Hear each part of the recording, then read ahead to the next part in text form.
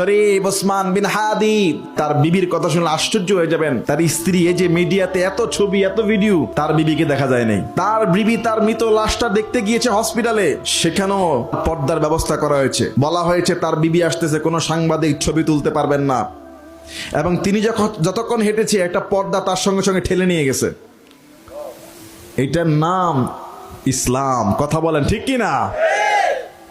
ইন্তেকাল করেছে তার স্বামী, নিজেকে পর্দার মধ্যে রেখে বেপর্দা অস্থির হয়ে সবরহীন হয়ে খোলামেলা হয়ে যায় নাই। তার মা, আজকে দেখলাম তার মা অনেক কান্না করেছে। ওসমান হাদি ভাই কবি নজরুলের একটা কবিতা গেয়েছিল 1-2 মাস আগে, যেন আগুন ধরিয়ে দিয়েছে।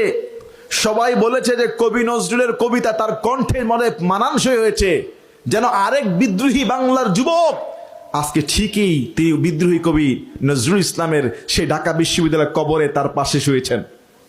তার কবরটা কিন্তু কবি নজরুল, কবি চিনেন না? কবি নজরুলকে চিনেন? মসজিদেরই পাশে আমার কবরে দিও ভাই, যেন ঘর থেকে মুয়াজ্জিনের আজান শুনতে পাই।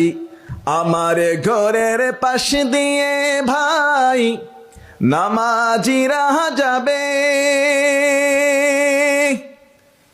পবিত্র সেই পায়ের ধ্বনি এ বান্দা শুনতে পাবে। ঘোর আযাব থেকে গুনাহগার, ঘোর আযাব থেকে গুনাহগার পাইবে রেহাই। মসজিদেরই পাশে আমার কবরে দিও ভাই। কার লেখা? কবি নজরুল। ঢাকা বিশ্ববিদ্যালয়ের মসজিদের পাশে তার কবর, আজকে তার পাশে আমার ওসমান হাদি ভাইয়ের কবর। আল্লাহু আকবার।